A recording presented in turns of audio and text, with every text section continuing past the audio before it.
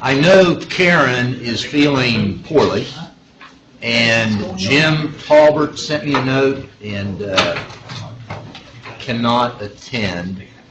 I'm betting Chuck is going to be here because I just saw him. So I think he's going to be here. But we'll go ahead and get started. Like I said, I know Karen is not feeling well. Jim can't be here. I'm not sure about the mayor. He's not here. Thanks for, well, he is here. Hello, Mayor. How are you? Thanks for getting together again for our 11th meeting. We're streaming live as we have for all of our meetings. If anyone needs restrooms, through the door to the right down the hall. If we have to leave the room for any emergency reason, down the steps, the front door, turn left, and walk down the hill. Stephen, why don't you go ahead and just pull up the presentation. Be fine. To the first page. Let's go ahead and please start with introductions like we have every meeting. John, would you like to start? Sure. John Nunley with Better Living. Brad Sheffield with Albemarle County Board of Supervisors. Andrew Weinstein, consultant, Express Car Wash. Pete Borges, CMA Products. Chip Orles with the MPO and Thomas Jefferson Planning District. Morgan Butler with the Southern Environmental Law Center. Eddie Giles, Professional Movers Incorporated. Mark Graham, Albemarle County. Taylor Huja, Mayor Charleston. Luke? Lou Hatter, Route 29 Communications Manager. Chuck Proctor, Corporate District Planning. Ken Connors, VDOT Construction. Stephen Davis, VDOT Central Office, IT Division. Debbie Messina, Television Net. Dave Covington, VDOT Charlottesville Residences. John Lynch, VDOT Culpeper District. Joel Denunzio, VDOT Charlottesville Residency. Thank you very much. Again, appreciate everybody being here. I know, Dave, you had a busy morning with the utility field review, and maybe we'll have you give us just a little peek into what went on today in a bit. But if we can go to item 2, last meeting, our November 20th meeting, there were 44 viewers, which I think it's been around that same number the last several meetings. 97 streams. People watched longer per stream this time. I noticed up from about 30 minutes to 40 minutes. Never sure what all that quite means, but they are interesting statistics, and it means that people are taking advantage of the opportunity to watch the meetings as the meetings occur. Any questions about that particular item? Okay, Stephen? The comments from the email box on the website for the last 2-week period, there were 99 total postings on the interactive provide input piece of the website, which is about the same number that it's been for a while. There were 14 new postings, but some of those were just postings about new information that were being available or not terribly significant issues. The comments in terms of those 9 comments submitted through the website, there were a variety of issues expressed on those. Really, I would say those 4 are about the same thing, that just aren't in favor of the Rio grade separated intersection. There was another comment about being in support of the bypass.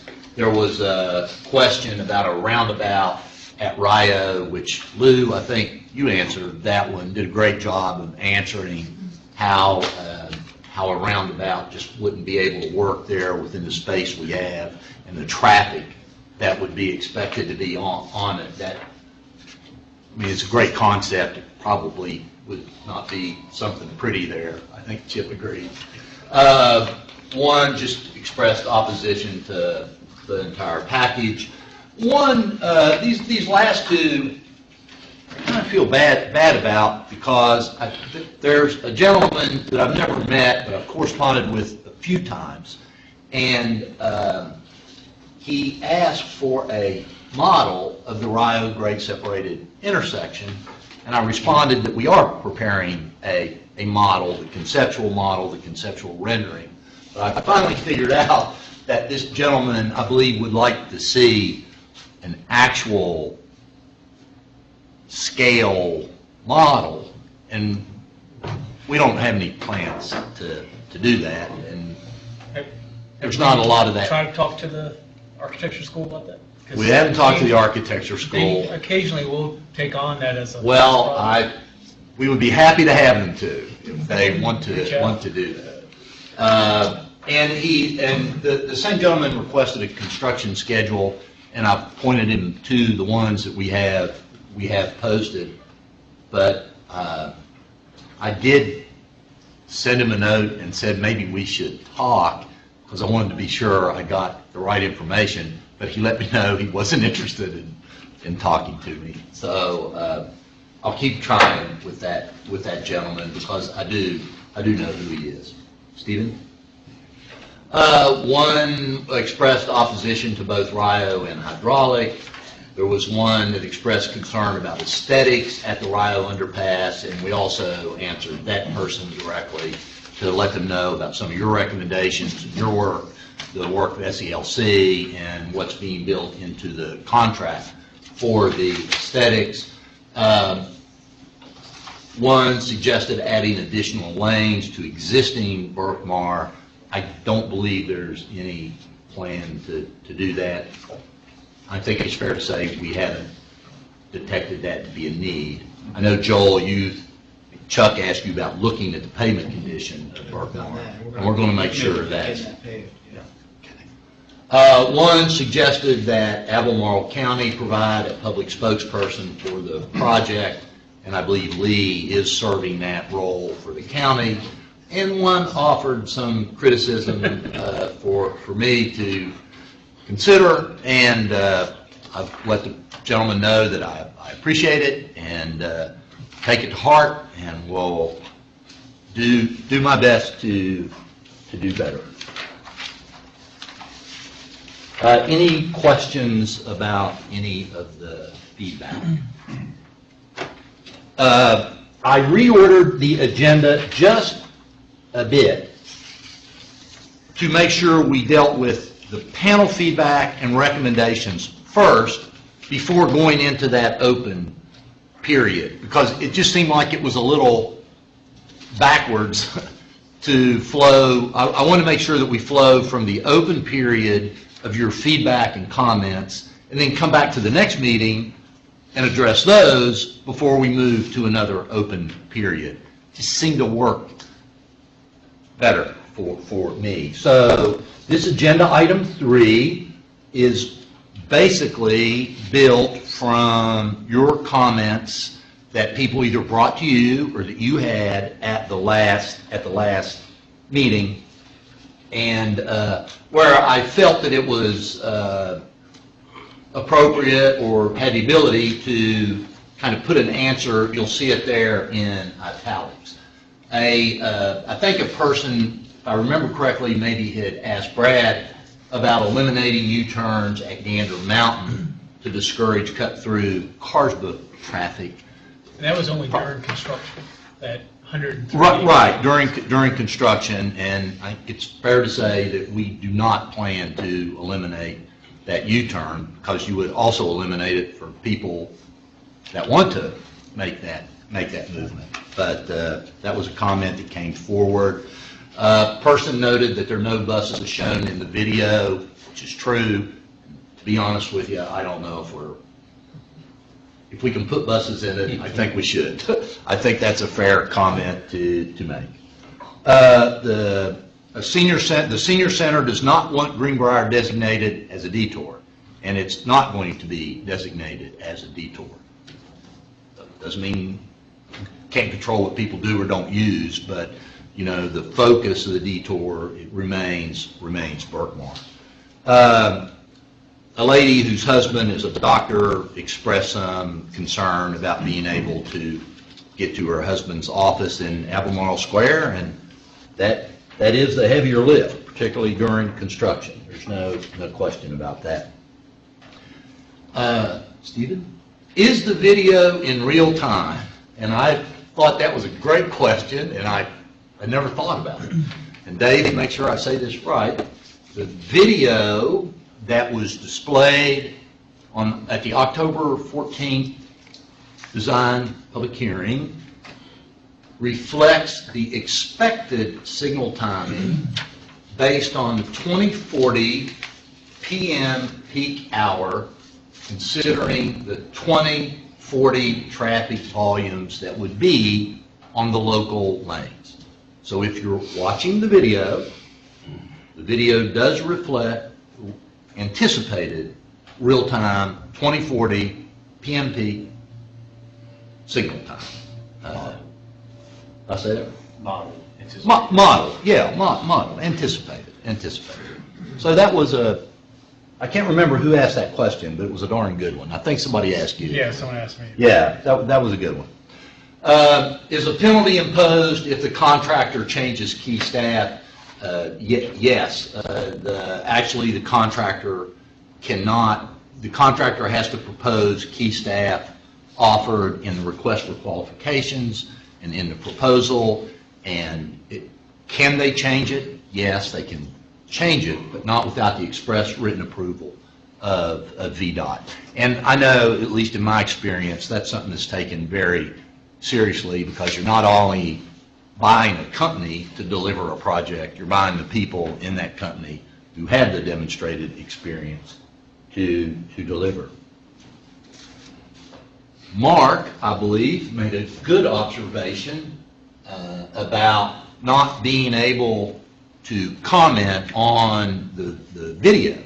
From YouTube. From YouTube, not being able to comment on the video from YouTube. And as it turns out, not only could you not comment on the video, but you couldn't comment on any replays of this meeting. So the comments remain off, but there's a tagline under each of the videos now with a link back to Route29solutions.org. That was a real good observation, because as it was before, it was sort of a, well, so what? You watch this and you have something to say, and you were just kind of left holding the bag. So all of those revisions have been made and added to all of the past videos. Is that right, Lou? Yeah, all the past videos and the model flyover. So thank you. So is the video, is it linked to on the Route 29 Solutions website, or do you have to get to it through the YouTube page?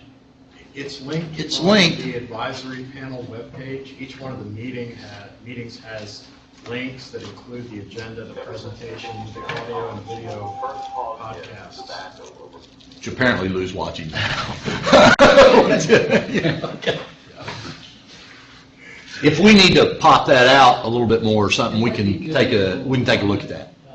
I know I'm. They're starting to get a lot of information on that page, which is good on one hand and makes it a little more difficult to manage on the other. Karen, I believe, asked for a drive-through perspective in addition to the flyover perspective. And I've asked Dave to get some estimates of the cost and time it would take to do that. The more I think about it, the more I'm inclined to think that's a pretty good idea and a good recommendation. The time that will take is that the modelers will just have to go in and render under the underpass so you don't drive into a dark hole. But that's a lot of intense computer time. Dave and I will stay on top of that and get that moving. I'm pretty sure it was Karen that brought that up. Pete brought up a good point that I can now say that I am one of the people that rewatched a video more than once, because I really wanted to listen closely to a rather long conversation that we had last time about the projects and master plan and Places 29 and what Places 29 called for versus what we're doing here on these projects. And the part that I kept listening to was, look, and I think I got the gist of this right, Pete, if there's a bigger intention to do something here, let's put it on the table and let's talk about it. I think that's pretty close to, let's get it on the table and let's talk about it. And the thing that struck me after listening several times is just to say how we got here and what here means. The first panel that met in March, April, and May was charged with finding some projects. You know, could you come up with some projects? Representatives Danville, Lynchburg, the two chambers, the political bodies from the city and the county, and Morgan's organization, only it wasn't Morgan on the panel. With their advice and input, but not unanimous consent, the panel selected this Route 29 Solutions package. VDOT could not say, just because this panel selected it, that they could be implemented. That package was endorsed by the city, by the county. It was placed in the MPO's fiscally constrained long-range plan, and only then was funded by the CTD. Excuse me. Yes. I attended those meetings, and I still have copies of some of the material. I don't recall that the panel selected anything. The panel was presented with options. The options kept changing, and then at the last meeting, you presented the solution. So the panel didn't do it. Essentially, you did it. That's true. Okay. Yeah, that's true. Okay. With the advice of, but not consent of, if you were at the first meeting, the secretary charged the panel and said, you're not going to vote, and we're not trying to reach consensus. We're asking for input. So that input was given.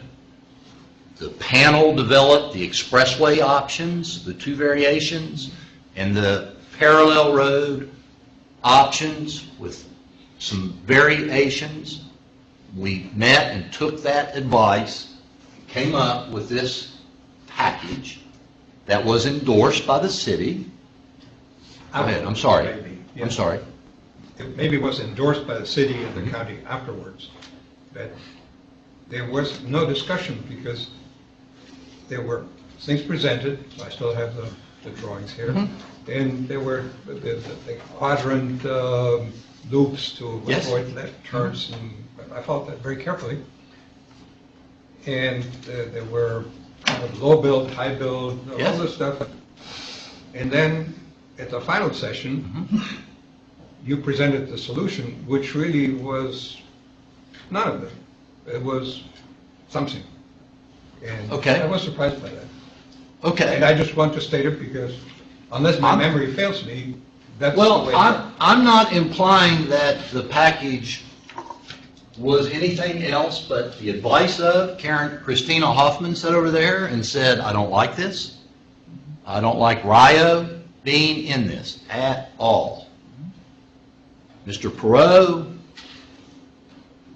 Shank, and Mr. Craighill basically said, you wasted our time because you're doing these parallel roads instead of building an expressway. So there certainly was not consent, right? There was no consensus. I'm sorry, there was no consensus. But there was input, there was hard work, there was advice. This package moved forward. It was endorsed by the city. It was endorsed by the county. Yeah, those are facts. Those are facts. Those are facts. They were supported as an entire package. They were not given the option to take out the Rio interchange. I would say, John, it's fair to say they did not take out the Rio interchange. that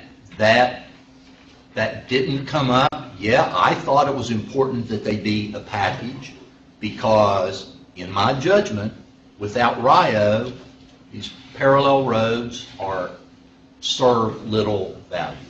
I mean, we've been over this ground, and I know there's disagreement. But at least standing here today, I can tell you, as we discussed earlier, that's what I still believe to be the case. Trying to get past the what are we going to do just for a minute, to get back to this issue of the master plan, and is this a portent of something else to come?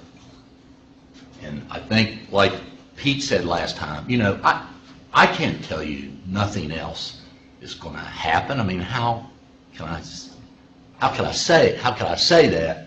What I can say is, based on the law in Virginia today, and based on the administration of federal aid highway funds, anything else that would make its way to construction has to be included in the Metropolitan Planning Organization's fiscally constrained long-range plan.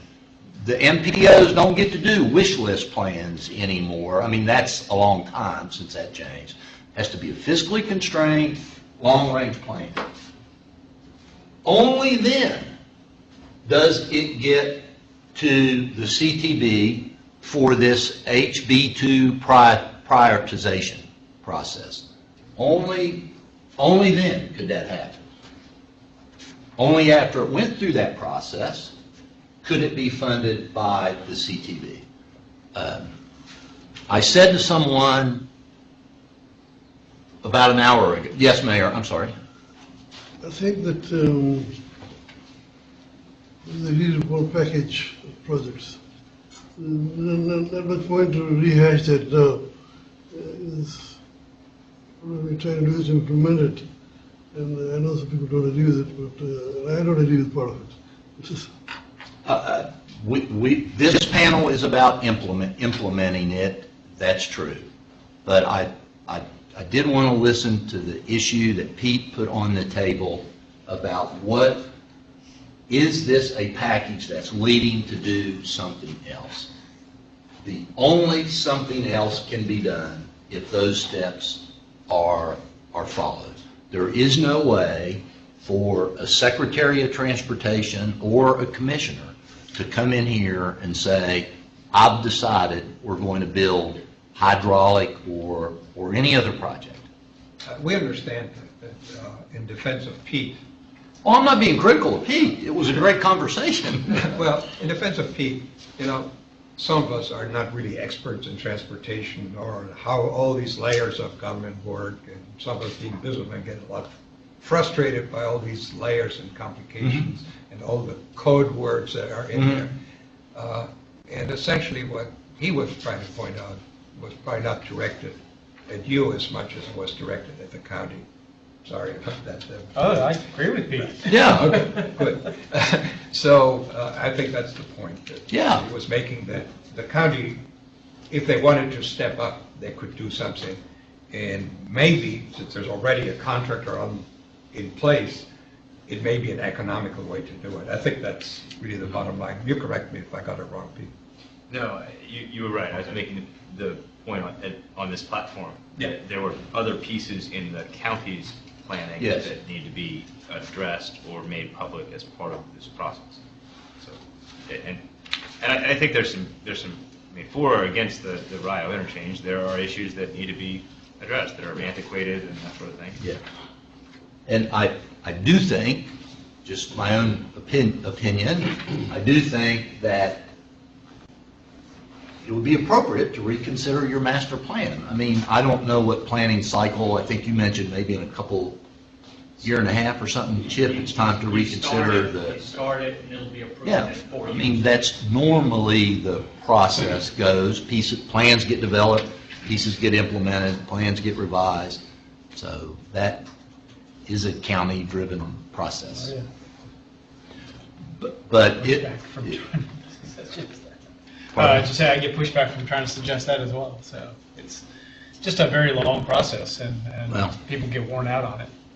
So It takes last year to do it, and then it's obsolete in less than 5 years. yeah. Yeah. well, But that's where we Something came, strange about it.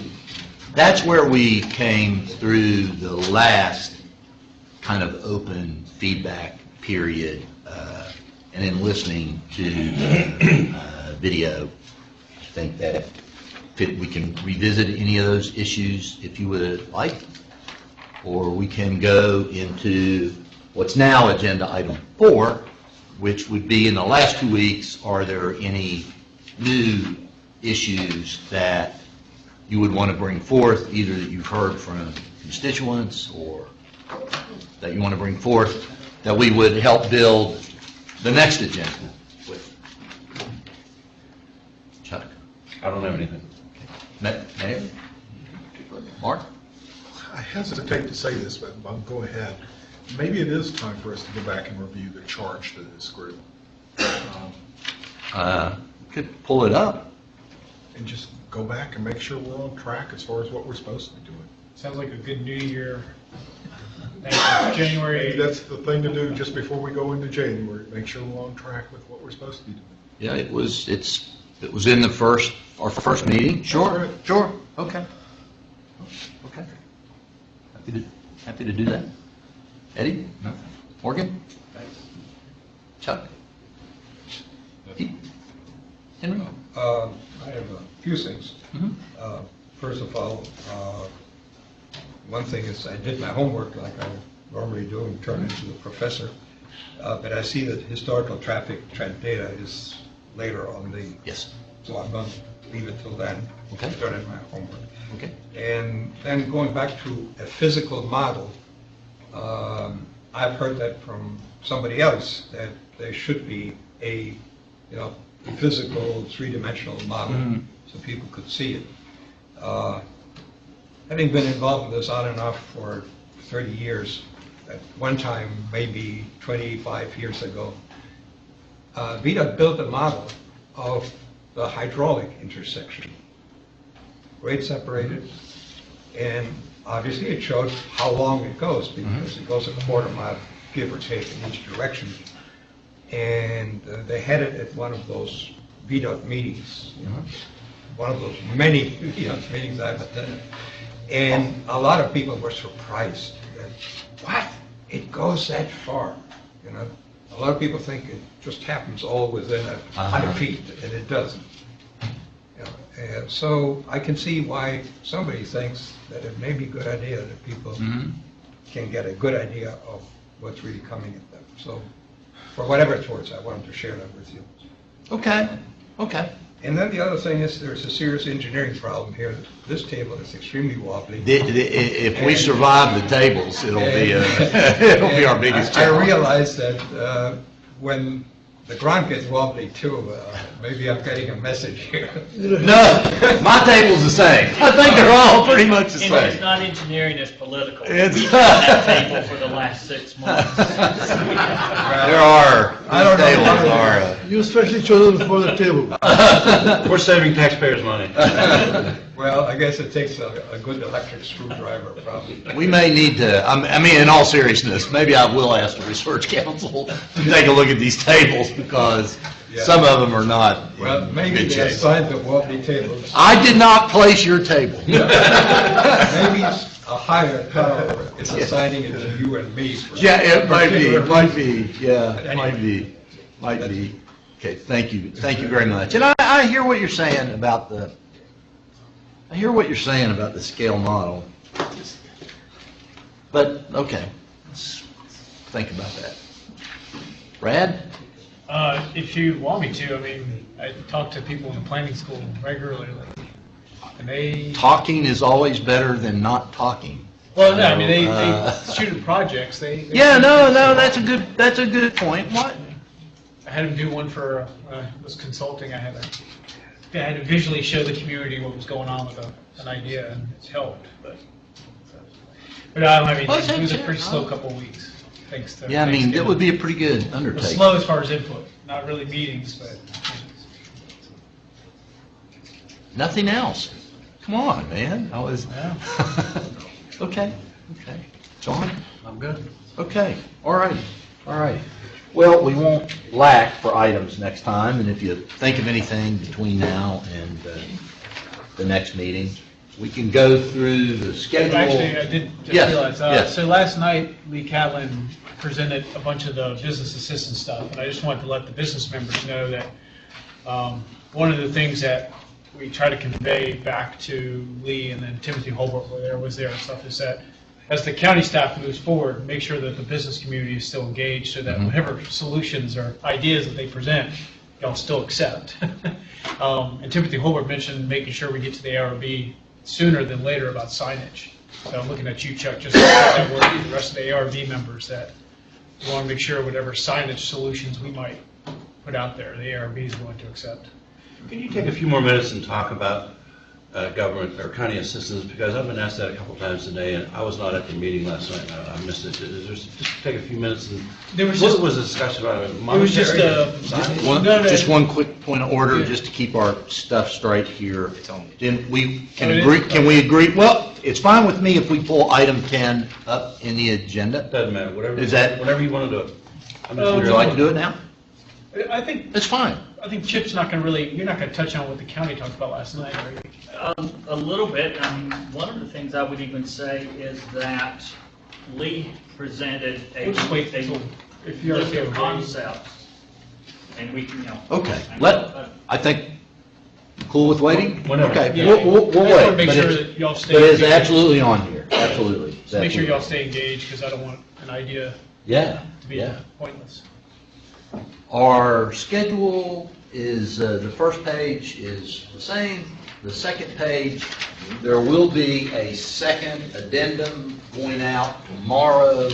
I'm going to ask for some technical refinements as Dave said. And Dave, one thing I've been reminded by Steve, is that any of us, speak up to the best you can so folks can hear you that aren't watching. I just put together a That short are list of some of the addendum items that have developed recently to give everyone an idea of the type of things we're working on. And the first addendum really focused more on procedural conditions with the RFP, questions about how is this handled, how is that handled.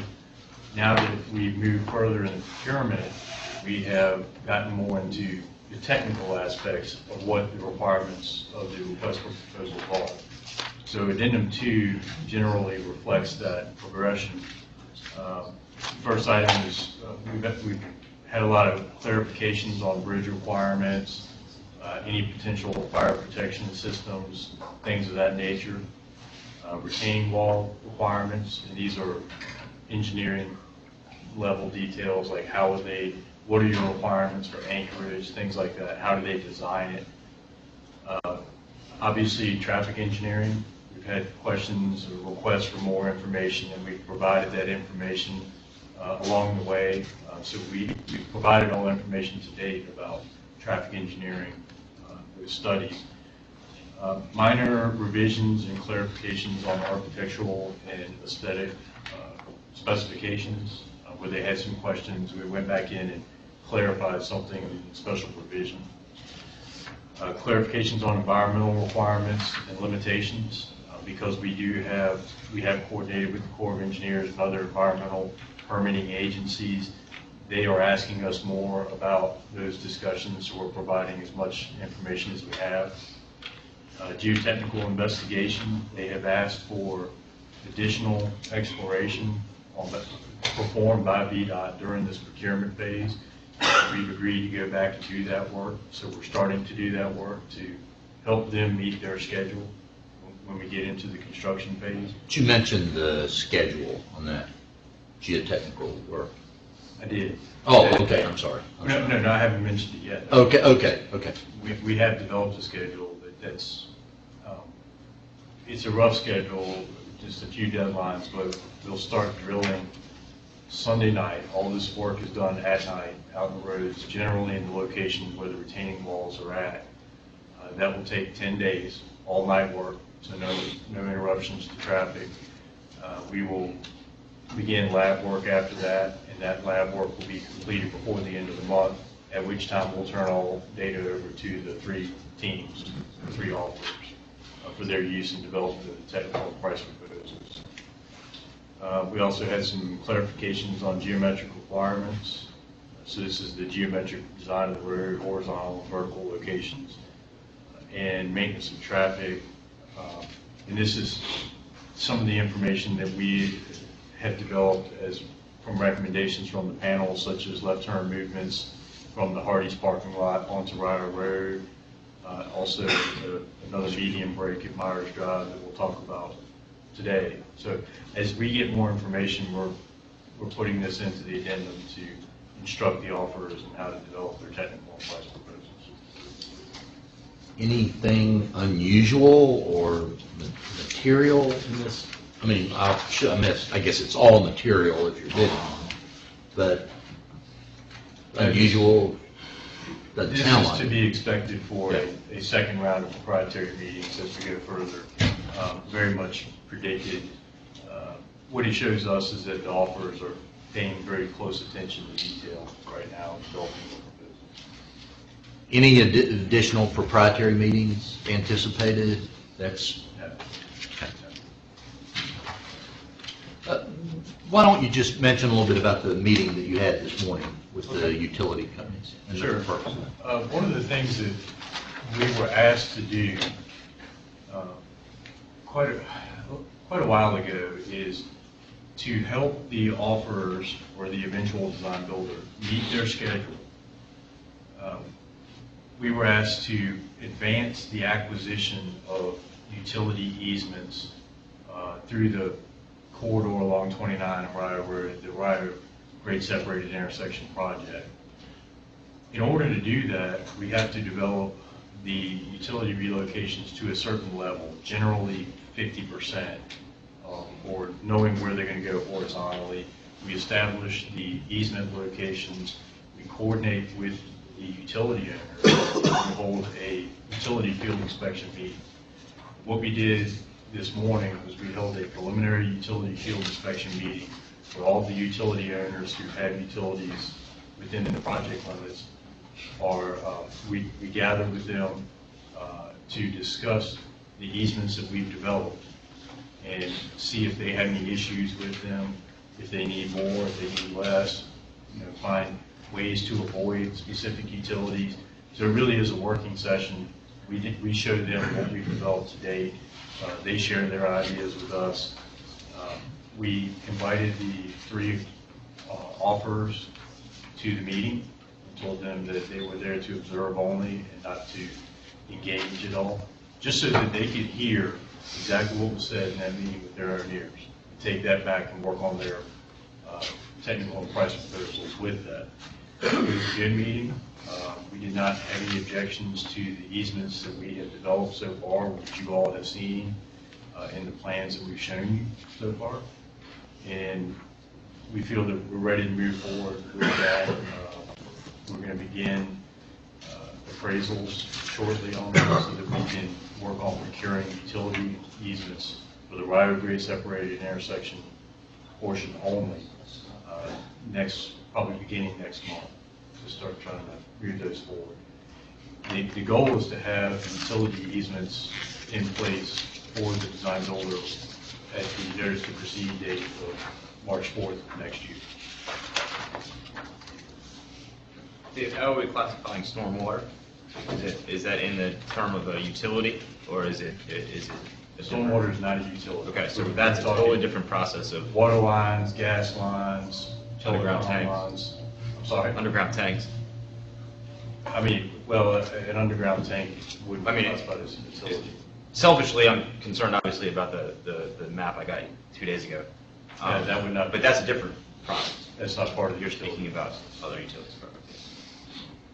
What map was that? I had asked for the stormwater plan, and it had changed a little bit. I don't know if that was part of what we're going to discuss. It'd be an opportunity to get those Jeeps up there, those trucks, show the four-wheel drive capability. Well, it's a construction zone, and now it's significantly deeper into our inventory storage. But if the county could get us the property behind, we could probably make it work. But to answer your question, no, it's only utilities, water, sewer, gas, telecommunication, power, those sorts of things. That's all. We're still gathering some information to have this other stormwater, see how that might I'm go. very interested to hear how that goes. Because Yeah. I mentioned in an email today that I think that there will be a number of developers lined up behind that if it goes through as you guys think. We'll see how that works. We'll see how that works. I'm just curious about a couple items. One is our medium voltage overhead electric lines. Are they going to be staying or are they going to be buried? There is an overhead electric line that will be removed with the project because it is a conflict. We've identified it as a conflict, and that is the Dominion line that currently runs across Route 29 right there at the intersection. Now, we may relocate that further to the north and then provide underground electric up through the intersection and tie into existing overhead electric. The other thing is water and gas and telephone is currently in the median. So essentially, you have to decide if you're going to move it all to the east or all to the west. Have you already made that decision? The logical choice, because of the offset from the roadway of the businesses, the number of entrances, the parking, we have more room on the east side to develop a narrow corridor within the building setback line to relocate those utilities.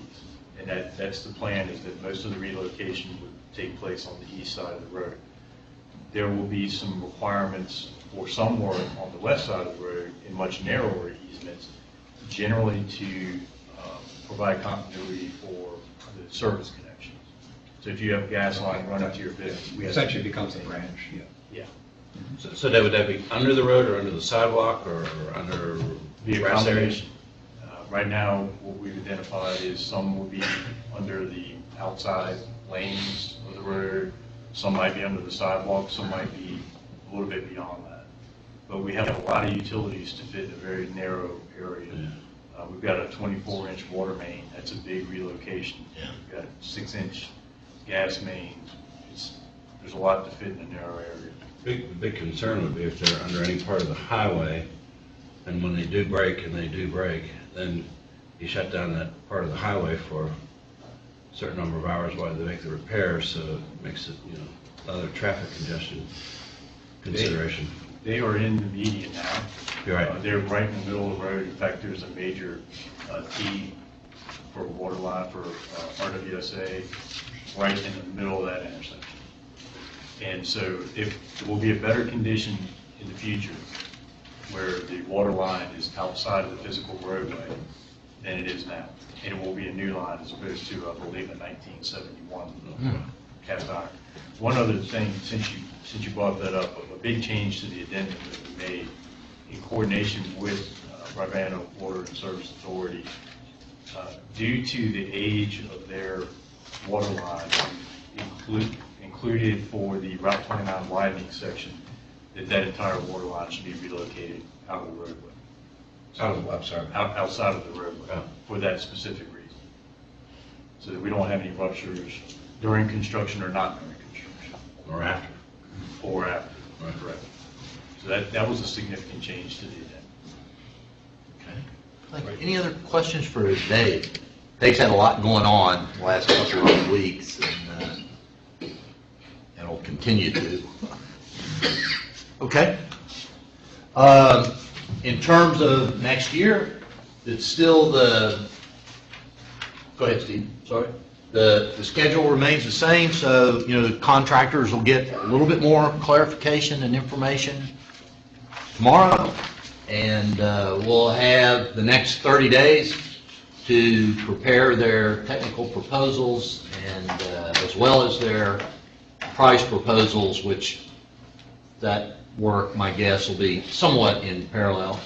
And we remain on this track, And as of Monday morning, the Secretary of Transportation tells me we are not deviating from this track. So that's where we stand currently.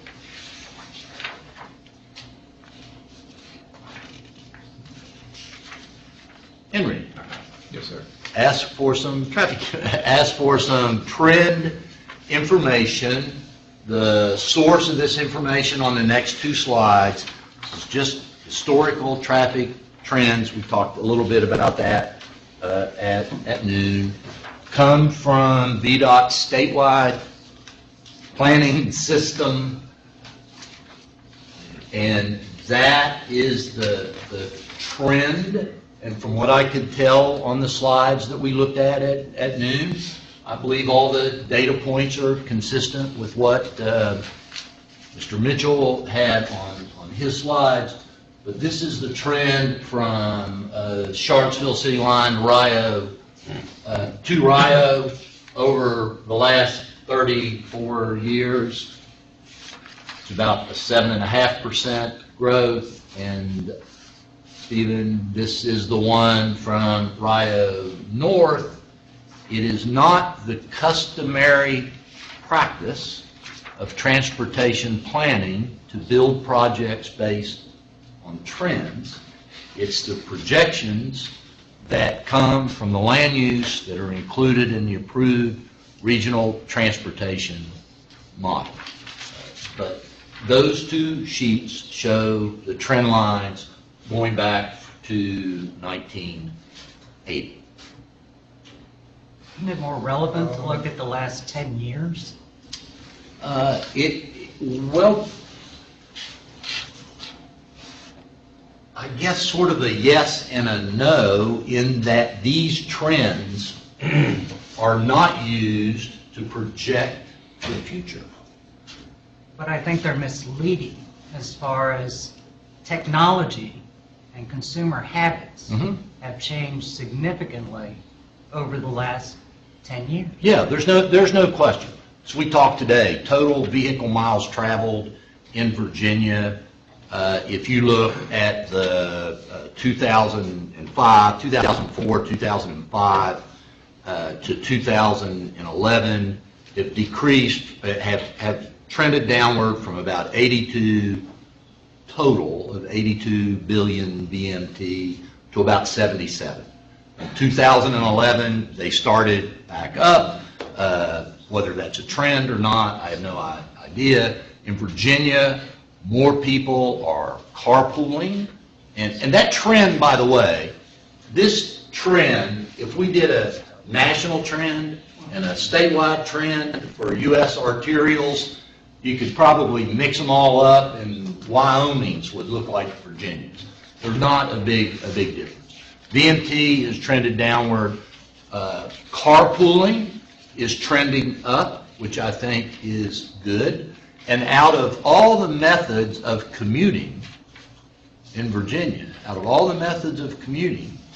after an upward tick in carpooling, the next is working at home, which is pretty darn interesting. I mean, that's what I do. But trends are changing. And shopping at home. Absolutely. I mean, unfortunately for the shopping center people, but good for traffic counts.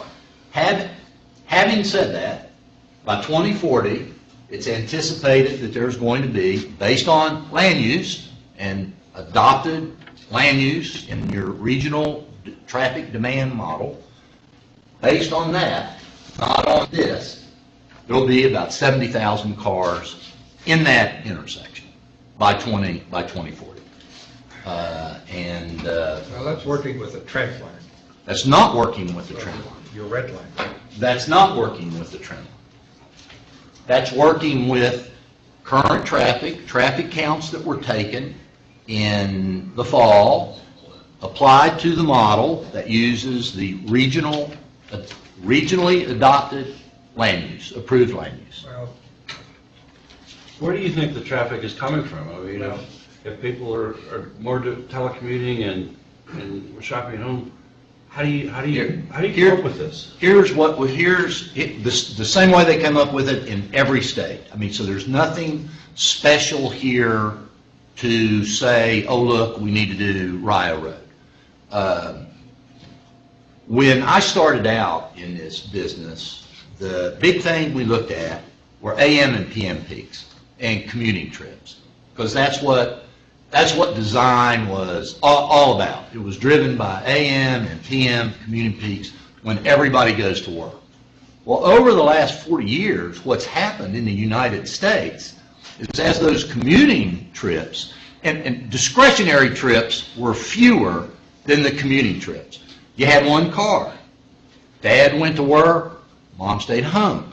So the commuting trips, the home base to work trip and the work base to home trip drove highway planning and design. Over time, what has occurred nationally and in Virginia and regionally in Virginia is that commuting trips have become a less of a percentage of the total trips, and discretionary trips have grown dramatically. Families, I can't remember the ratio in Hampton Roads, I used to know this precisely, where was approaching a time where there were more cars in a household than licensed drivers in a household. That's not unusual. Things have changed dramatically. But rolling all of that up and looking not at these trends, but at, and Chuck, tell me if I get off base here, please. Not these trends, rolling all that up, looking at the new traffic volumes and the new traffic counts, and applying that to a model that builds in your planned development and growth here. In 2040, there'll be about 70,000 cars in that intersection. Well, if I may. You may, sure. Last time, you presented us with numbers for hydraulic to Rio, and then Rio to Hollywood Drive. Today, you present us with Rio to Polo Grounds. Well, Henry, just 1 minute, please, it's coming? because I thought this is what you asked to see. Well, I asked to see both of them that were given, and one was hydraulic to Rio, the other one was Rio to Hollywood. And right now, you have Rio to Polo Grounds, which Yes. is a little bit different. And but you have more, so I want to interrupt you here. There is no more. This is it for the There is traffic no more. discussion. And I like to point out that Rio to Polo Grounds, if you start in 1980, that was rural. Sure. There was nothing there. So obviously, that section went through a process of maturity, and then even on your diagram, you see as it matured, it leveled out. And there's an outlier somewhere there that There always statistical is. error. Who knows what that is? Who knows what Yeah, that is. exactly. Statistical errors. So that essentially that, if you just connect the dots, that red line doesn't mean anything, because it's not going up. It's flattening out, it's very obvious. But if you had the original hydraulic to Rio, which has more maturity, which now that same maturity has been achieved all the way to Polo Grounds Road, you will see different things. So what I have, and now here's my homework, I have 3 different studies. First, at the bottom, there's the one that I made that shows a curve that flattens out and starts to decline slightly. But then I found some more stuff, and it turns out that there's a study that was done by the SMART 29 people. They commissioned a traffic engineer. You saw some of those today. And they show clearly that for the last 14, 15 years, there has been a leveling up and a small decline. And then I found another study commissioned by something called the Southern Environmental Law Center back in 2011, which states clearly at the bottom of the graphic that I will pass out, traffic volume actually decreased between 2000 and 2010. And I'd just like to pass these out. Yeah. And I think we have a serious disagreement. If volume is growing or if it's flattening out. I think we have I think we have a serious agreement. Well, A serious agreement. But the planning for the design of this intersection is not based on these historical trends. Chuck? If you go back a slide, click back a slide. Here's the hydraulic to Rio section. okay, yes. And there seem to be some errors in that graph because it That's doesn't. based on the data that we have in our system, Well- and the count data that we had in stored count. The data that came from your system shows a different curve. So, I don't know. But anyway, you can sort it out. I mean, here's my homework. Well, that's I hope you're good. And- We'll pass out your homework. Yeah. But this draws to a close the discussion of traffic Well- going forward.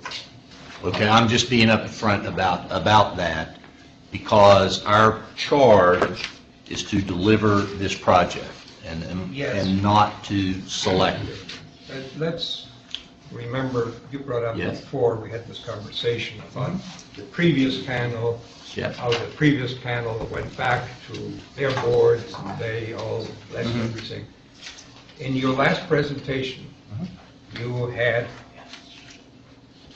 that little graphic that showed that we were going to go from surface level of service D to F. And it actually showed a graph like, we're going to go into big trouble. And based on what we're seeing here, especially if you take the other graph, the one that is hydraulic to 29, which is more representative, that's not happening. anytime soon. Henry, I really appreciate all the effort you've put into this. I really do. Thank you. I honestly do, because it's a heck of a lot of work. But that analysis for level of service is not based on these trends. It's based on new traffic counts applied to the regional model with your regional land use, which it's required to be done that way. That's not an option for, it's not an option for VDOT. It's required to be done that way. If traffic has not grown for about 15 years, Well, it keeps getting longer, doesn't it? 2005 to the present in Mr. Williams' study, now it's I did 2010, this now it's 15 independently of years. Mr. Williams and of I Mr. appreciate it. Marshall. I did it on my own. I only got these later, after I found out that I did my homework on my own, and then I was preempted by other people who are more professional than I am. I'm an amateur. The bottom line is, all three studies seem to agree that things are changing. And whatever planning numbers you people have in your wonderful computers, well, it's wonderful, but it's not happening. And I think I owe it to myself to point out that since it's not growing, that the sequencing of this project probably should be reversed. And I also know that according to what you told us at previous meetings, the decision about the sequencing was done by you. So all I can do is suggest that you may want to reconsider the sequencing. Okay. Because that's all I can do at this moment. Okay. Having said That's fair that, enough. That's fair I'm enough. done. I seriously mean, I appreciate all the work you've put into this. I know it's sincere, it's good information. I'm just telling you the result of the modeling based on the accepted method of transportation and traffic engineering modeling in 50 states. That's all I know to do. It does not seem unreasonable to me when I look at it. And based on that outcome, in 2040, you would expect about 70,000 cars to be at this intersection. I mean, I'm certainly not saying there's going to be, it's 72 and some change, I think, if you add it up precisely. But that's what the planning indicates. Well, the model is nothing but a long equation, okay? That's absolutely, it's a bunch of algorithms, right? And it's a long equation, and maybe the model needs to be reviewed. Because it is regularly, it should be. It doesn't seem to be working. So, okay.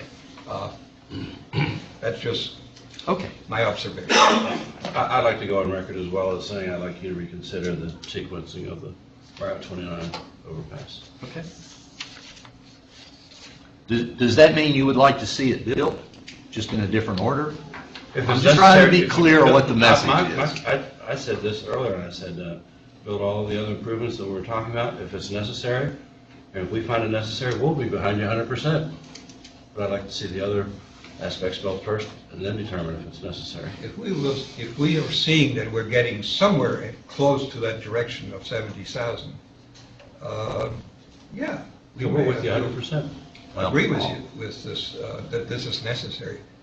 But we want to see the urgency. It's a little bit like anything you do in business. You plan the facility for some business volume that you expect somewhere in the relatively new next. It's so not in a very distant future. I cannot build a factory today for some volume of business that I may have 50 years from now. But if I can see it over the horizon of, let's say, 5-10 years, since this only takes a couple of years to build, I need to be closer to that horizon.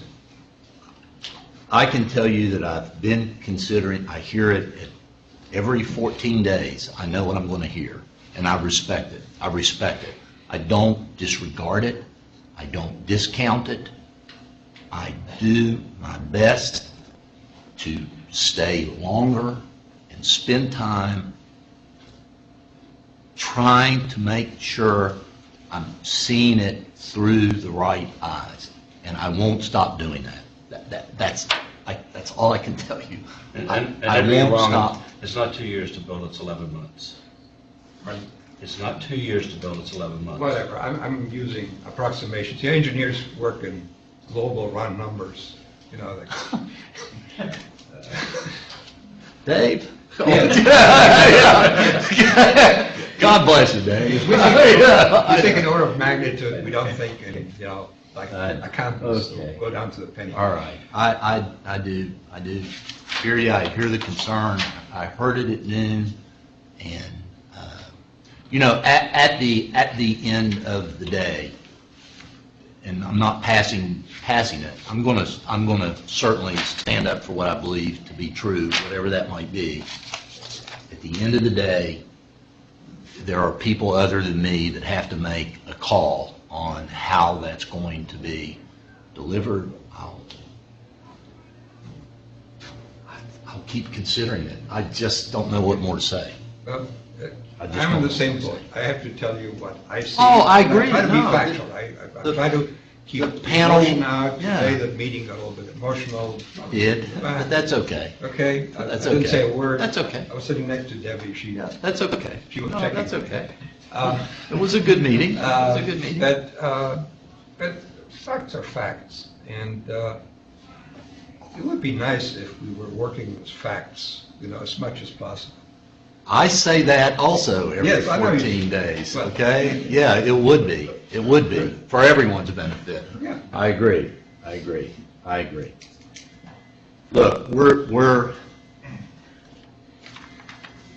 going to keep working hard. I'm listening. I'm listening. I'm trying to do my own homework as good as I can. That's Time to move on. Yes. After all that, it looks like we're still on schedule. The, Amazing. Why did we do that? a temporary crossover at Myers Drive. And Dave, I would like you to take us through this because it's something you and your team saw the need for. Yeah. Temporary during construction, the 103-day period, just like Yes. When we were looking at the construction phase traffic models, because we are looking very closely at modeling what the traffic will be under the conditions before the 103 days, during the 103 days, after the 103 days, from May to September. We found that U-turn movements, because of the heavy flow of traffic from Rio to northbound 29 that want to make a U-turn, when you cannot, during that 103 days, when you cannot cross over that median area, was placing an undue burden on the signal and the intersection at Woodbrook. As a result of that, we tried to come up with some mitigation measures of how do we improve the operations at that signal during that time period. And we found that the best way to do that is to provide a relief valve. And that was where we came up with the concept of providing a U-turn movement at Myers Drive on a median way crossover. Similar to what we're doing in Burkmar, but it won't include all turning movements. It won't stop traffic in the northbound direction. It will only stop traffic on 29 southbound, let the U-turns go through, and then the light turns green again on southbound 29. When we implemented this into the model during the construction phase, our level of service and our delay times at Woodbrook went from failing levels to generally level of service C. There's a marked improvement over the operations for that simple addition. So we felt that it was important and a good idea to include this in the addendum, that the design builder is responsible for constructing this temporary crossover, the signal, and then when construction during that 103 days is complete, it's removed and restored to its existing condition, complete with replanting the trees in the median. So I think I've covered all those things there, but it really was specifically for that purpose. And we did see a pretty dramatic improvement in Woodbrook and felt that it was important. Any idea what something like that will cost? We had not put a cost estimate on it. I would imagine, I'd hate to even guess at this point. We'll see when we get our bid. A couple things. One, the stacking in your model, I imagine there's going to be quite a bit of volume for that U-turn when that overpass is not an option for people that are traveling from town west on Rio. I think it's a good thing. Obviously, for our business, it's a great thing. But the stacking is probably going to impact the through traffic that's traveling on. I don't know if that's been considered or if there's a way to set that aside. Well, the reason we designed it the way we did, and the reason we came to that conclusion, was because vehicles who want to make that U-turn movement, they would queue up in that left turn lane to make that U-turn. When that left turn lane fills up, I mean, yeah, you may have somebody who says, oh, I need to make a U-turn here, but people can bypass that, go up to Woodbrook, and probably make that U-turn in about the same amount of time. So instead of having one left turn lane at Woodbrook, that once that queues up beyond the storage, then you're impacting through lanes. We now have two. We give people a choice. They can make a U-turn at Myers Drive, they can make a U-turn at Woodbrook, either one. So this would be a U-turn off of that third lane that is open?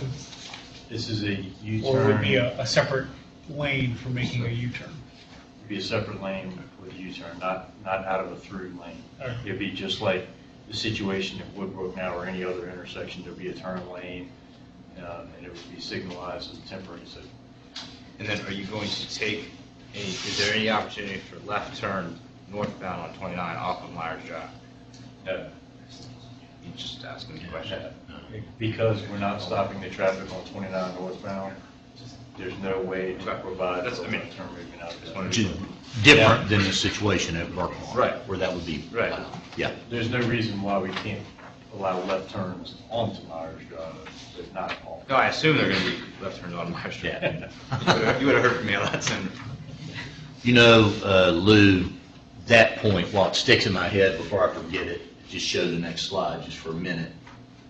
We need to add that, at that U-turn, you've seen this graphic before, we added this U-turn at Myers Drive. Needs to indicate that that left will also be permitted from northbound left into Myers Drive. So we need one more arrow up there for that to be. And I imagine the shopping center will see a lot of volume from that left turn. Absolutely. It will, that left turn will be, I mean, just be prepared. Asking this panel, I mean, is that a good or a bad thing? 'Cause Can you keep it forever? No. Well, that'll be the question. I mean, I'm neutral about it, but I'd imagine that could create a significant amount of left turns that's not desired, given traffic flow. People avoiding the Woodbrook light. But I defer to the business people. I think with the combination of those two intersections, the level of service is such that people won't avoid the Woodbrook light because it actually functions pretty darn well. Yeah. So I don't think there's going to be a lot of, I'm going to try to sneak in here because Woodbrook, we are taking so much pressure off of it because of the amount of U-turns that previously were cycling through it. I don't think people will.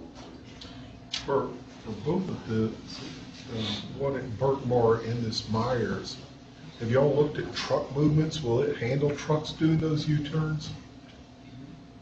Well, it will handle a truck. There's 4 lanes of traffic there, making that U-turn movement to swing out through 4 lanes because the southbound traffic will be stopped. They can. Okay. Mark's point is a good one because deliveries to both us and to, I mean, there's some big trucks that are coming to the shopping center and to us. I know the turning movement would work for everything we have up Myers Drive, but that immediate right-hand turn into Rio Hill is fairly tight and on a grade. I don't know if you all want to look at that model to see if that radius works for an 18-wheeler. Well, in fact, I would think that it probably would not. That sharp right turn. Yeah.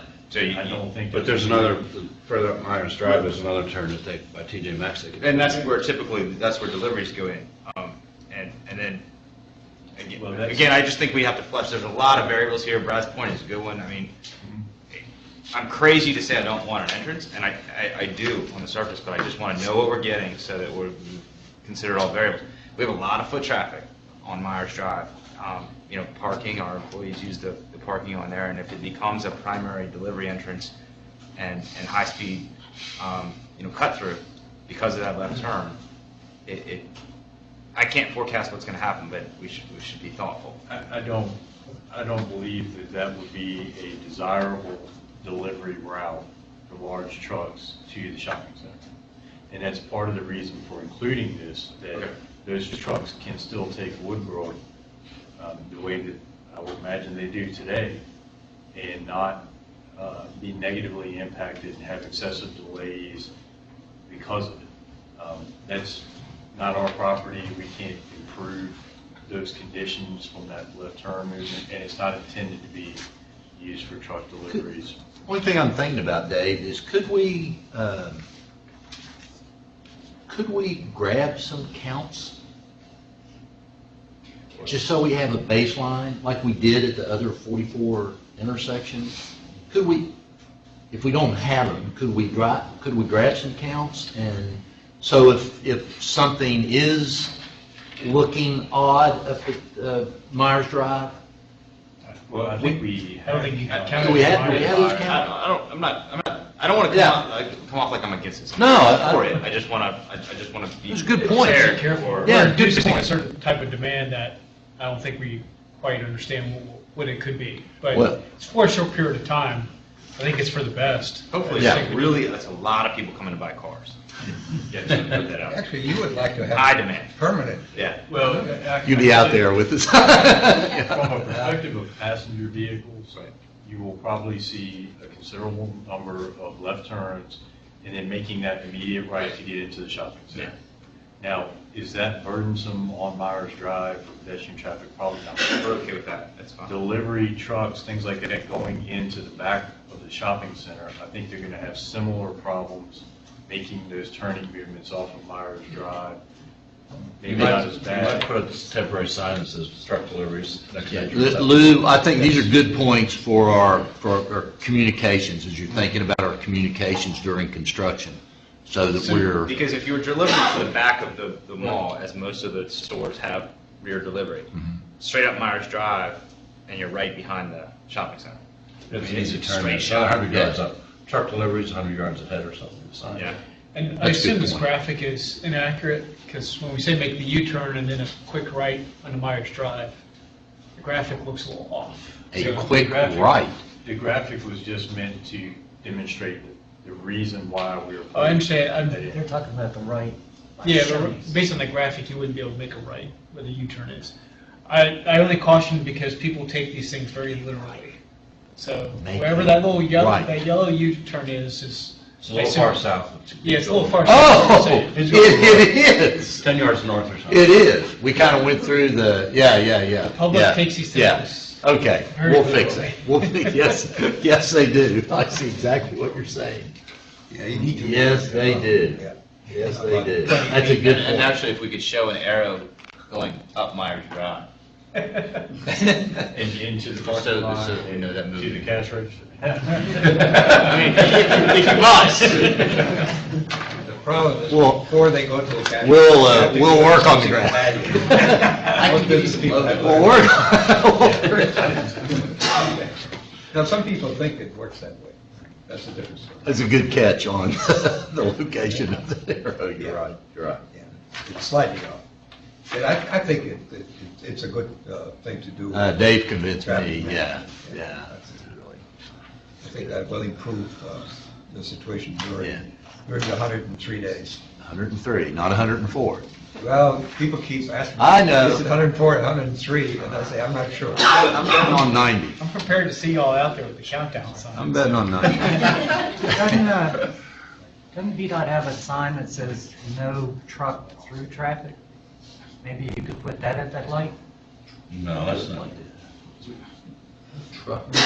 We can work. Yeah, well, we can work something, out there. That's on. Yeah, I thought what Chuck said was a pretty good idea. You know, We know trucks go another 100 yards. yeah, we can work out something Yeah. together on that, and review some language with you guys. Why don't we do that? Let's review some, we'll get, Unfortunately, these are issues that a design builder is not going to get too bent out of shape about putting up a sign. No. You know, Well, we but can the fact of jolt having to with construct a crossover, that's a big issue. So we've got that dealt with. We've Right. got the big issue dealt with, and then we can continue to work on the details. yeah. I'd be glad to meet you on site and show you what I'm talking about. So I think Pete beat you to it. No, we should both be there. I mean, Right, we both have- yeah, that's a good idea. That's really a good idea. Anything else on that issue? Thanks, Dave. Thanks a lot and thanks to your team for thinking through that. Weaving. Chuck actually asked for a little bit more information on weaving, and the bottom line of it is this. When you look at an area where weeds are occurring, in addition to the storage length, look at what percentage of the traffic, generally speaking, is trying to get from the right to the left and the left to the right. If you go back to a couple of those graphics in the package that has all the traffic analysis on it, you'll see that we did look at those weaving numbers in the PM peak. So the threshold of concern In other words, when you reach this certain threshold of about 30% of the traffic trying to get from right to left or left to right, is a number where you say, well, maybe we better take a harder look. If you look at the weaving numbers, both at Woodbrook as well as south at Fashion Square, and even double count the U-turns, just to be conservative, double count the U-turns, the result from the model, Henry, is that it is fewer than 10% of the traffic that is weaving there. So at Woodbrook, I'm not going to remember the numbers exactly. At Woodbrook, round numbers, it's about 3,700 total cars in the PM peak, about 3,700. And the weaves, I remember this one, was 348. And that's if you count the weaving numbers and add in the U-turns, which should be in the weaving numbers, right, Chuck? Should be there. Sure. So if you double count those, it gives you a number a little less than 10%. In the south, the number was more like 2,600. It's lower than at Woodbrook. So now you're southbound coming up to where the through lanes are coming back up, and you're trying to get over to 29th Place. It's still a number that's below 10%. When you're saying they're making turns into 29th Place, are you talking weaving or left turns or what? Weaving, which is different than the left turn, because some traffic is in the lane to turn right or to turn left, but some traffic is going to cross. So from all the way to the right to the left, or? All the way from the right to the left, or the left to the right. Okay. If you're on the local lane through there, if you are in the local lanes driving through the intersection, you would be going from the right over to the left. Okay. But if you were in the through lane looking to get off of 29 on the west side, you would be weaving from the left over to the right. So take those numbers, but what I looked at was, well, let's add in the U-turns, which should already be in those weaving numbers, just to be sure we had a conservative look at this. And based on the model results for the 2040 PM peak, the weaving represents 10% or fewer of the total traffic volume in that area. The queue length, the 95th percentile of the queue, or the stacking, is only expected to be exceeded 5% of the time, which means that 95% of the time, based on the traffic volumes that were projected, there should be no problem with the planned queue with the stacking lane that will be at Woodbrook, northbound, and 29th southbound. That's with the extension of the stacking? With the extension. With the extension. Now, Is it, okay, go ahead. and does that include, there's a little bit of a change happening in traffic pattern that you guys can put numbers to anything, I don't try to keep up with it, but the left turns are disappearing into the Goodwill, and is that in your count? Is that in the count? Yes. Because there'll be additional U-turns trying to come back up. Those were counted, it's put into the U-turn. Right. Okay. Put into the U-turn. Just making sure, because there's significant Yes. traffic. Yes. It's part of the reason that I just said, let me dump all these U-turns into the number. Intuitively, I want to think they're already there, but let's dump them in and see where that gets us. You have the safety factor in there, essentially. Yes, yeah. Does the model predict how many fender benders are going to occur per year because of the weaving? Actually, models can predict crashes. That's not something I There's no think model we for should that. do. I can tell you that well, this is really at Rio, though, at Rio and Hydraulic. We talked about that a little bit Yeah. at noon. There have been 100, over the last 3 years, cumulatively, there have been 109 crashes at Rio, 133 at Hydraulic. It averages in about 3 months. Yeah, Yeah. yeah. Mostly higher percentage of rear enders at Rio, a higher percentage of T-bone accidents at Hydraulic. It's red light. Yeah. Photos. But based on the applied sensitivity analysis and the 30% sort of, let me take a closer look, seem to be well below that. And the same with the Q from the stacking, because the issue of weaving is from the back of the Q, right? Because you have to get into the, you can't weave into a car that's already in your lane. You have to get behind the last car in the queue. And Chuck, that was really a, So the answer on the fender benders, we have to wait until we have statistics. we'll count. Actual. No, but Okay. Chuck asked a very good question, and to get down to these few numbers was a long journey. It's the world of traffic engineering is very detailed, But you do have it, I'm not going to remember the slide numbers, from 2 meetings ago, that information is there. Can we go on to this item? Okay.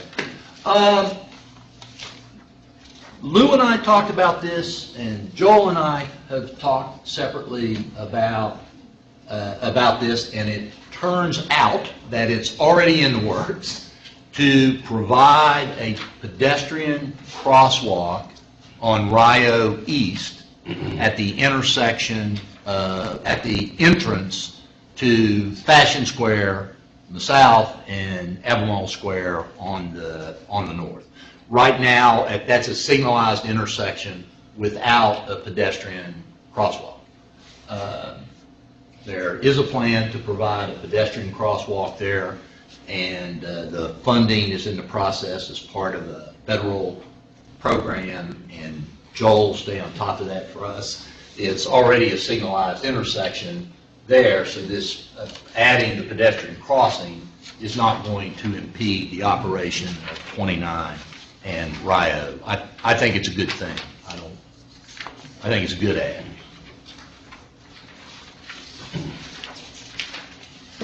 Item 10, Business Assistant Program. So we'll rewind back to where Chuck and Brad were, and if you could bring us up to date on that. I think. First, I'll apologize. I grabbed the wrong notebook coming out, so I had a few notes, and I had it, it's sitting back there on my desk. But the board yesterday did hear from Lee Kaplan and on our what we've heard from the businesses, and it was provided a summary of all the ideas and questions and concerns that have been out there. There was no editing of that. It was everything we've heard, and basically presented to the board, saying this is what we'll move forward considering. Is there's any thoughts about whether there's some of these things that should be off the table or not, let us know. But they're moving forward with it. What I will do for the members of the committee, and I meant to do it, was provide a link to that executive summary with the attached summary of all the things that we've heard, so that everybody has that. Additionally, the counties, working with CHIP and others, have got 3 subcommittees working on this business is part of it, working on this community engagement plan. So.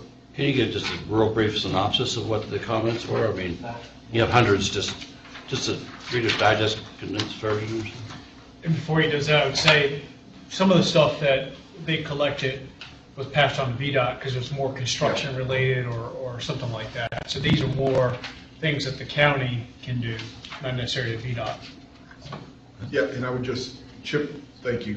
He just passed on what was in that executive summary. And there's 5 major headings. One, there's technical support, what we can do as far as advising or helping the businesses with their customers or strategies for getting through the process. Wayfinding and signage, how can we make sure that people are aware the business is still there? How can they get there? Look at changes to our temporary sign regulations during the period and for a certain area so that we can get there. The marketing, how can we work with the businesses to campaign to get more recognition that they're there and still open through this construction period. The communications, just making sure that the word's getting out to everybody about what's going on, when it's happening, and how we're working with everybody to try to make sure the businesses aren't impacted. And then the final was financial regulatory, and that's everything from the tax reductions to anything else that might help the businesses through this period. And I apologize, I thought this had been sent to many of y'all, so I would have forwarded it if I had realized that, so. I was having asked the question twice today with the press. I wasn't there, not there last night, so I couldn't answer until Yeah, But this is something you can set us or set us on. Okay, As soon as I get out of this meeting, I'll send it out to everybody. It is, I mean, even for anybody, it's actually online now underneath the Board of Supervisors agenda. For I'll provide everybody the link to it so that they All right, thank you. Thank you. Brad, is there anything you wanted to add? No. But I guess I have a question about that. If they're talking about financial assistance, i.e. taxpayer, I mean, the county's facing a budget deficit now. I mean, seriously, do you think that would work? I mean, We gotta see what the county staff will come back with as far as what those financial impacts are to really, for us to really say anything at all. We have no idea. There's also the other aspects of not just property tax, but professional fees and all those things that y'all pay as well. So it's not just real estate tax. We can't do sales tax, but. Right, that's state.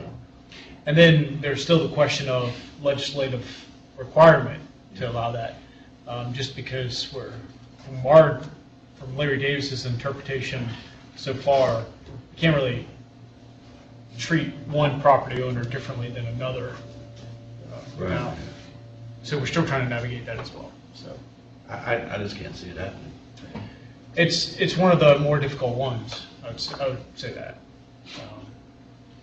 Other will be signage, relaxing the sign ordinance. While we probably can do that, I'm not a big fan of setting precedent versus changing our policy.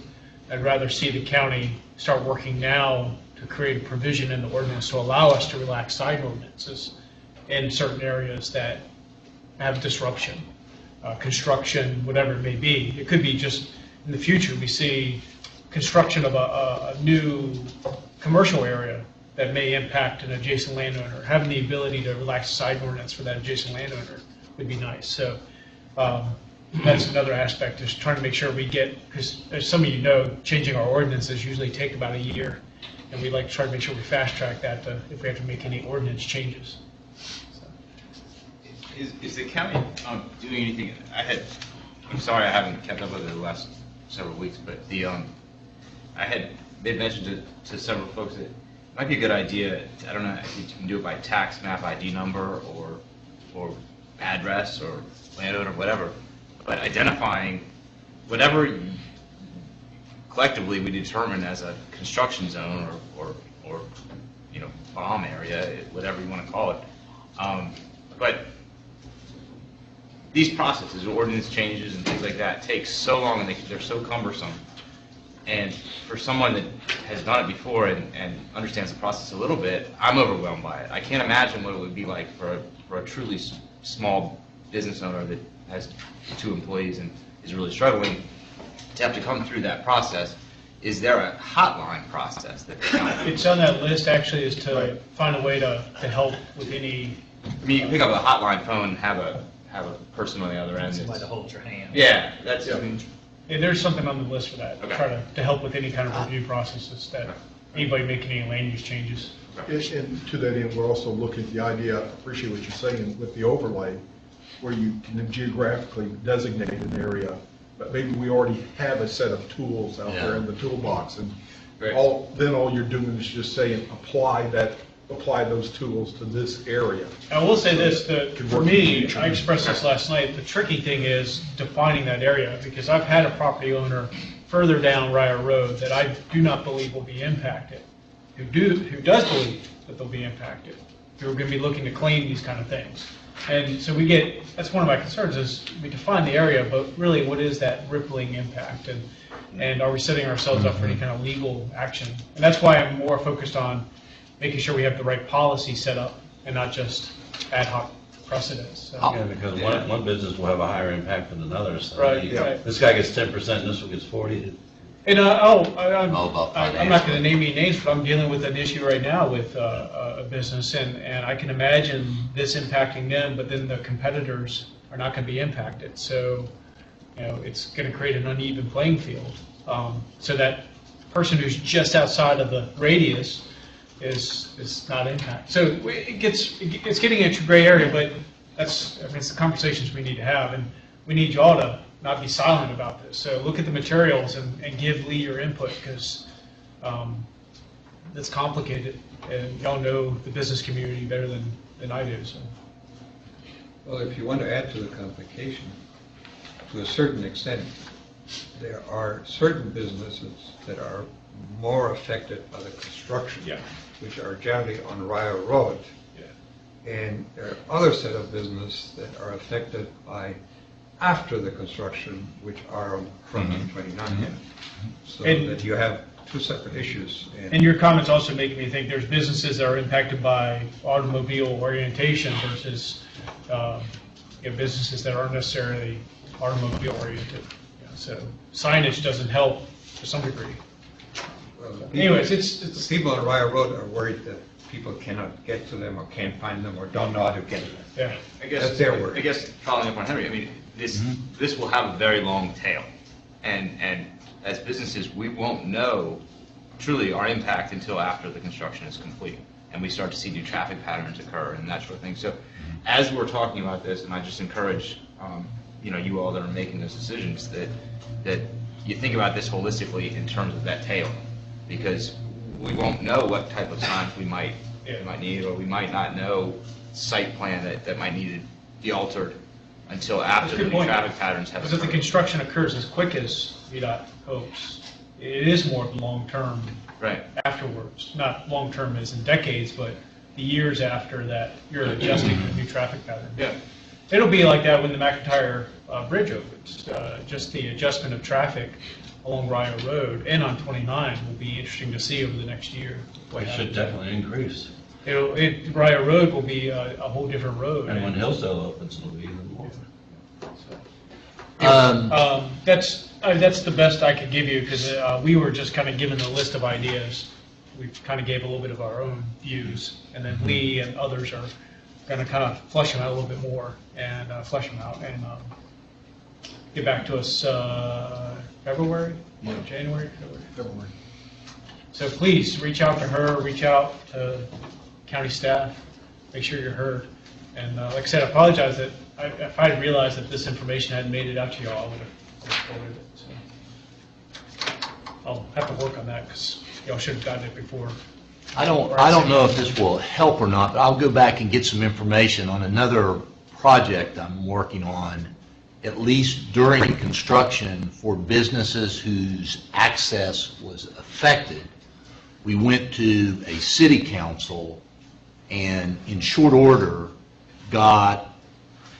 really don't remember if it was a new ordinance or a waiver for signing, and got it holistically, and we put it into the contract so that all the signs look alike, and as access points changed, these signs moved with it and were revised as necessary to say, this is how you get, now that we're in this MOT, maintenance traffic period, this is how you get to better living. And it's worked pretty well. I'll be the first to say it has not made everybody happy, but it's worked pretty well, and it was done kind of at one whack so that an individual business didn't then have to call up and say, hey, how do I get in? But it was only for businesses whose access is being affected during construction.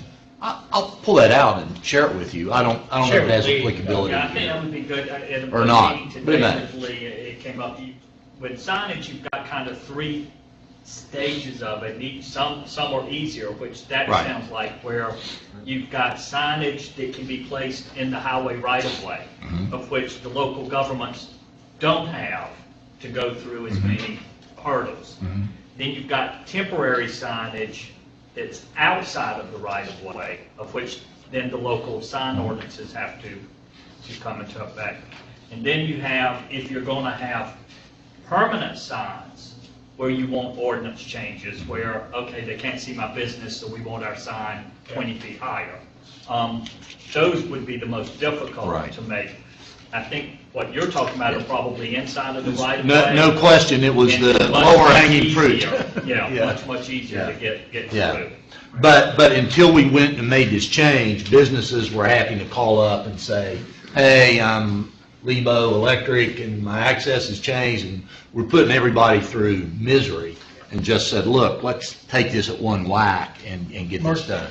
Inquiries Anyway. about this stuff, do you want it to go, it should still go to Lee, right? Should still go to Lee. Yeah, so just spread that word. Lee Yeah. Dunn is the point of contact regarding business assistance. One thing I wanted to mention, and this may or may not bear out, but I'm gonna see, on an older project, we were at no cost to the taxpayers with a group of very bright, eager hackers, which is what they refer to themselves as. That now is a good thing to be a hacker, I guess, and developed at no cost to taxpayers a Where's My Bus app that anybody that was interested in it could load it onto their Android, or I think at first it might have only been iPhones, and if you're standing on the corner, you could whack your app and you'd say, hey, the Route 20 is 5 minutes away, or is 5 days away because it broke down, whatever it might be. I believe Jack has something. And it was now that free, no-cost program, I know that particular agency now has 4 different apps that have been developed. I offered to do the same for this project, and I'm meeting with someone on Monday. Actually, VDOT may be interested in developing the app. I'm meeting with VDOT's Chief Information Officer on Monday to talk about the idea of an app, particularly during construction, maybe after as well, but particularly during construction, that would include some geographical area of all the businesses. And, a lot of people these days, this is their map, that a person interested in seeing Mr. Howard at the guitar store, or Mr. Chandler at the bakery, or ACAC, whatever it may be, would be able to use this app and know how to get from where they are to where they want to go. If this is something that is prohibitive for VDOT to do, which it might be, if it's prohibited for VDOT to do, I'll convene a group of these hackers here, and we'll take a whack at it. I mean, not talking about something that costs taxpayers or businesses any money. It sounded a little crazy to me when we first tried it on this other project, but it was incredible what these people did on their own at no cost to taxpayers, and now it's developed into a series of smart apps that are in use by a few million people, or I guess a year, 15 million trips a year, I don't remember. But we'll see how that goes, see how that plays out, and I presume there's no objection to that. It's not costing anything, and we'll see where it goes. Curious thought, what's the relationship between VDOT and like Google Maps and stuff like that? Well, VDOT, I don't know about a relationship, but you have a lot of things tied into Google Maps now. VDOT's 511 For 511. has been developed by an external company called Iteris that is very much involved with the various navigation companies and the software. And our 511 information feeds into Google Maps in real time. And not just Google Maps, it feeds into a number of those different navigation softwares so that you can, when you do your Google navigation, you actually get the real-time information on traffic. Congestion, construction. Yeah, I was just curious. I Yeah. would imagine that's going to be a source that people would use to determine. This could be something that would be a little bit more of a, frankly, a little advertisement goes along with that as well, if you're looking for specialty guitars or PJ Networks or And I Channel think that's the key, because there are a number of those apps. I used one driving over Thanksgiving when traffic's backing up. Hopefully not while you're driving. Yeah. As slow as I was That's what he going meant. Thanksgiving. Waze is one where it takes your speed and then all the other users' speed, just like Google, calculates it, and then it determines, is there an alternate route? And it will notify you. Take a right here and you get around the backup on I-81, and it'll say. So there are a number of those out there. I think people are already using. But if you could localize it with the businesses, I think that's the key. That's what makes. We'll give it a shot. I mean, we'll give it a shot. Morali Rao, VDOT CIO, is I mean, he's a great guy, and he loves a challenge. He's a great thinker. So we'll see where it goes. We'll see where it goes. I was going to ask Lou, is your system tied into Google only, or I use Waze all the time, like you just mentioned, and is it tied into Waze and MapQuest, or do you know? Let me see if I can answer that question for you about exactly what, because everything feeds out of the Virginia 511 information, which goes out globally. If you can get that in another app, that'd be fantastic. So it's not just traffic congestion. If we have a work zone set up, where our people are required, not just our people, but the contractors are required to enter that information into 511, which then feeds out to the navigation software. Let me see if I can find out. I'll verify that it goes to all those different apps and let you all know the answer to that. Yeah. Okay. Okay. Very good. Very good. Anything else on business assistance? Chip, any updates on your? I know you had a meeting today. I think. Yes, we did have our oversight committee today. Got updates from all of the subcommittees. A little bit of changes here and there. The neighborhoods, different from the report 2 weeks ago. They already have their working group in place where they have law enforcement, police, fire, bus systems, school systems that are all already meeting and talking about the effects and impacts that may occur. They have another meeting coming up, I think, on the 16th or so. The communications in cooperation with the neighborhoods, they have a community meeting on December the 11th. One of the approaches that the communications group is taking right now is trying to reach the representatives and the neighborhood association leaders. Your conference is scheduled to end in 2 minutes. Hurry up. Maybe we need a different ad. Can we keep that rolling, Stephen? And so they're starting to meet with the neighborhood association leaders, find out what's the best way to get information to the residents of the neighborhoods as well. One of the other activities that the communications group's undertaking is creating some and working with VDOT for a very short bullet point kind of frequently asked questions. Some of those things we all take for granted, but not everybody's spending 2 hours every 2 weeks looking at this, so that all of the elected officials, county employees, city employees, anybody who may be asked questions about the projects can say, wow, here, here's the answer, I don't have to get it for you. So that's some of the things they're focusing on right now, and continuously meeting every 2 weeks. Questions for Chip? Okay, thank you very much. More? Just any new business? I have one item, but any new business from? The project website, route29solutions.org, will be down for some maintenance between when and when? Beginning about 3:30 tomorrow afternoon for as long as 48 hours over the weekend. It may not take that long, but it could take as long as 48 hours before everything is available. This has to do with the migration of the site from an address within the VDOT.org domain to the Route29Solutions.org. It's kind of backshop housekeeping, but it does require that the site be taken down so all that migration can be done. And nothing will be lost in the trip from A to B, right? I'm sure that number one, this is necessary, and number two, everything's going to be there when we come out the other end.